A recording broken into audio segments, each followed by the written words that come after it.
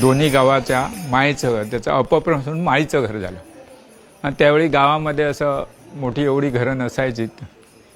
त्यावेळी हे प्रथमच ते माळीचं घर बांधल्यामुळे त्याला माळीचं घर, माळीचं घर, माळीचं घर असं ते कोकणच्या भाषेमध्ये त्याला माळीचं घर म्हणून प्रसिद्ध आहे. घरामध्ये आत्ता जवळजवळ 70-80 कुटुंब आहेत.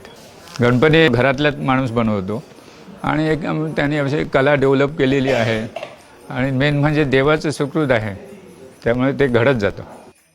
35 वर्ष झाली मूर्ती करतो. माका जरा साक्षात्कार झाला, नाही तर मला एवढ्या कुटुंबात एकट्याक डेअरिंग नाही होणार एवढी मूर्ती बनवू.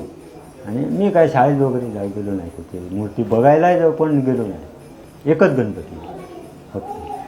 शाळा वगैरे इथे आम्ही आता आम्हाला गणपती करायला येतो म्हणजे शाळा टाकूया तसलं काय नाही, एकच गणपती बनवतो तसा.